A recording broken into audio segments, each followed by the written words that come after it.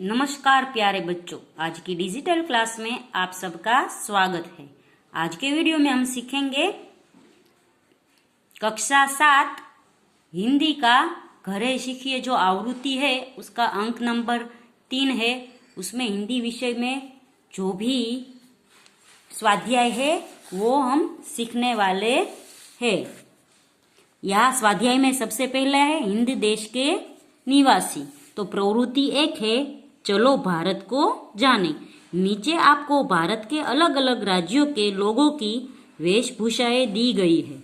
आपको ये किस राज्य की है यह पहचानना है और उस राज्य के बारे में जानकारी लिखनी है। तो यहाँ पर जो वेशभूषाएं दी गई है उसके हिसाब से हमें कहना है कि ये कौन सा राज्य है और उसके बारे में लिखना है। तो ये है वेशभूषा है वो गुजरातियों की है, यानी गुजरात की। तो हम गुजरात के विषय में लिखेंगे गुजरात भारत के पश्चिम में स्थित राज्य है जिसकी स्थापना 1 मई 1960 को हुई थी। गुजरात की राजधानी गांधीनगर है।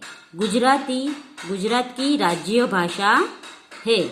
विश्व की सबसे बड़ी ऑयल रिफाइनरी गुजरात में ही है। शराब पर पाबंदी लगाने वाला यह पहला गुजरात ही था। भारत के सभी राज्यों में गुजरात का कच्छ जिला सबसे बड़ा जिला है। तो गुजरात के विषय में इतना लिखा है। आपको कोई और जानकारी है तो वो भी लिख सकते हैं। फिर है ये बंगाली वेशभूषा है, यानी बंगाल की वेशभूषा है जिसे हम कहते हैं पश्चिम बंगाल। तो इसमें लिखेंगे पश्चिम बंगाल भारत के पूर्व में स्थित एक राज्य है जिसकी स्थापना 26 जनवरी 1950 को हुई थी। पश्चिम बंगाल की राजधानी कोलकाता है जो कि दिल्ली के बाद भारत का दूसरा बड़ा शहर है। पश्चिम बंगाल की राजभाषा बंगाली और अंग्रेजी है। आगे है ये वेशभूषा पंजाब की है, पंजाबी ड्रेस है। इसलिए हम लिखेंगे पंजाब शब्द पंज यानी 5, आब यानी नदी, पंज वत्ता आब से मिलकर बना है जिसका अर्थ है 5 नदियों का प्रदेश। कृषि पंजाब का सबसे बड़ा उद्योग है। अमृतसर पंजाब का प्रमुख धार्मिक स्थल है। पंजाब की राजकीय भाषा पंजाबी है। इस राज्य का राष्ट्रीय पशु चिंकारा है। फिर आगे है ये वेशभूषा मराठियों की है, यानी महाराष्ट्र।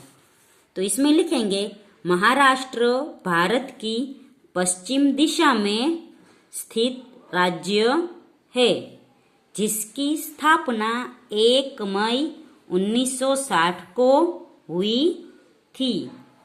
आप सबको पता है गुजरात और महाराष्ट्र की स्थापना एक साथ हुई है। महाराष्ट्र की राजधानी मुंबई है जिसे भारत की आर्थिक राजधानी भी कहा जाता है।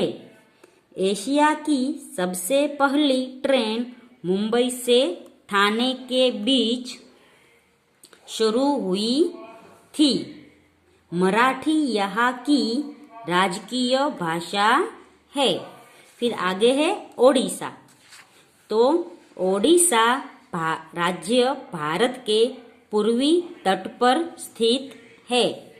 ओडिशा की राज्य भाषा उड़िया भाषा है। ओडिशा में तीव्र चक्रवात आते रहते हैं। चक्रवात यानी तूफान। यहाँ चावल की खेती होती है। यहाँ पुरी के जगन्नाथ मंदिर की रथ यात्रा विश्व प्रसिद्ध है जो कि यही है इसकी राजधानी भुवनेश्वर है। ओडिशा की स्थापना 26 जनवरी 1950 को हुई। फिर है ये कश्मीरी लिबास है, तो यहाँ पर लिखेंगे कश्मीर उत्तर भारत में झेलम नदी की घाटी पर स्थित है। कश्मीर की सुंदरता देखते ही बनती है।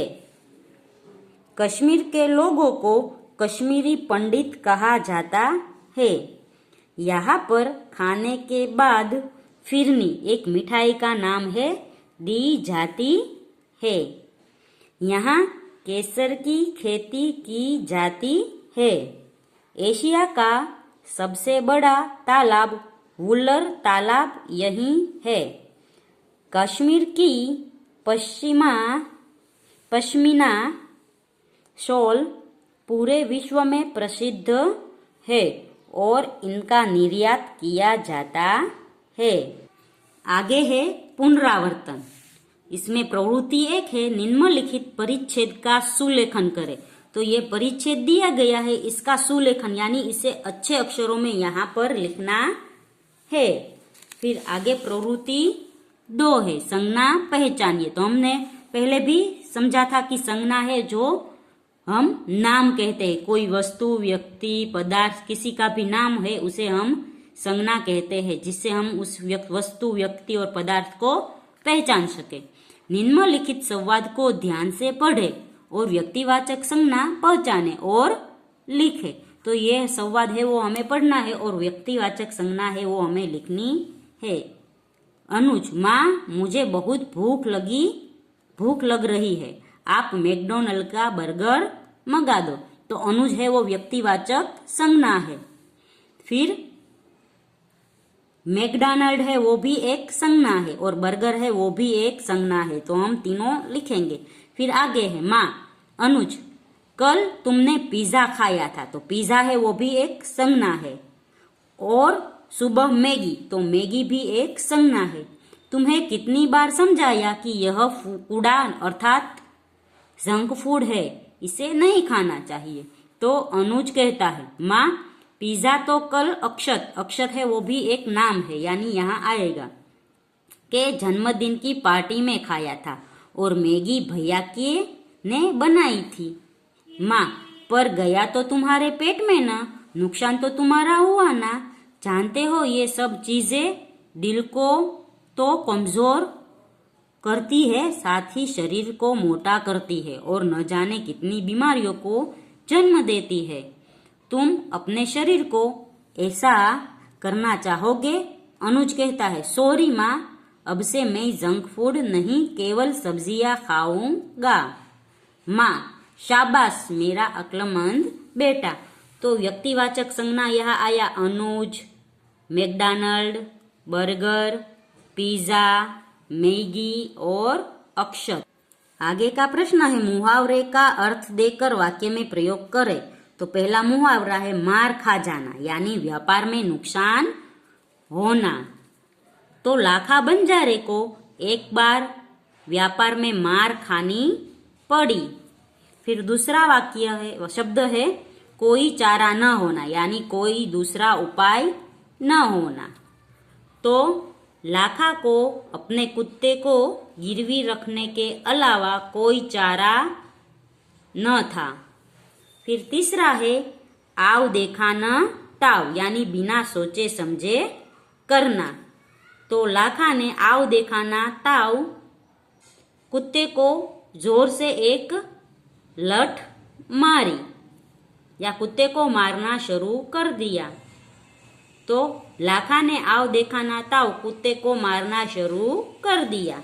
फिर है हड्डी पसली एक कर देना, यानी बहुत पिटाई करना या बहुत मारना।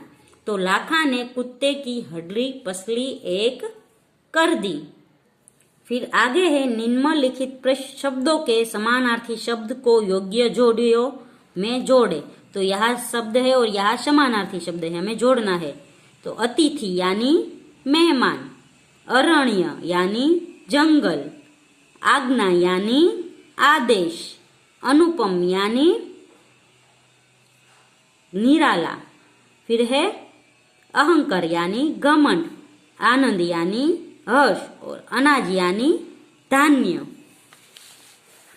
आगे है नीचे दिए गए वाक्यों में उचित विराम चिन्ह का प्रयोग करके वाक्य फिर से लिखे। तो यहाँ पर विराम चिन्हों का प्रयोग करके वाक्य फिर से लिखना है। जैसे सभी नारे लगाने लगे महात्मा गांधी की जय, तो हम लिखेंगे सभी नारे लगाने लगे अल्प विराम, फिर अवतरण चिन्ह में लिखेंगे महात्मा गांधी जी की जय, फिर पूर्ण विराम। फिर है जाओ इन्हें इनका घर दिखा दो, तो हम लिखेंगे अवतरण चिन्ह यानी इन्वर्टेड कोमा में लिखेंगे जाओ, फिर अल्प विराम इन्हें इनका घर दिखा दो, फिर पूर्ण विराम और ये अवतरण चिन्ह पूर्ण होगा। फिर आगे है नेताजी ने कहा तुम मुझे खून दो मैं तुम्हें आजादी दूंगा, तो फिर लिखेंगे नेताजी ने कहा, फिर अल्प विराम, फिर अवतरण चिन्ह में लिखेंगे तुम मुझे खून दो, फिर अल्प विराम मैं तुम्हें आजादी दूंगा, फिर पूर्ण विराम और यहाँ पे अवतरण पूर्ण होगा। फिर है यह योग्य सुशील मिलनसार है परंतु थोड़ा संकी है, तो लिखेंगे यह योग्य अल्प विराम सुशील मिलनसार है, फिर अल्प विराम परंतु संकी है, फिर पूर्ण विराम। फिर है उसे रोको मत जाने दो, तो यहाँ लिखेंगे उसे रोको मत जाने दो, अथवा यहाँ अल्प विराम करेंगे तो उसे रोको मत जाने दो। दोनों वाक्य का अर्थ बदल जाता है, अल्प विराम यहाँ लिखे तो भी और यहाँ लिखे तो भी। तो बच्चों यहाँ पर है वो हिंदी का आवृत्ति अंक 3 है वो खत्म होता है। अगले वीडियो में है हम दूसरा वीडियो बनाएंगे जिससे हम संस्कृत का आवृत्ति 3 सीखेंगे। तब तक के लिए गुड बाय, टेक केयर।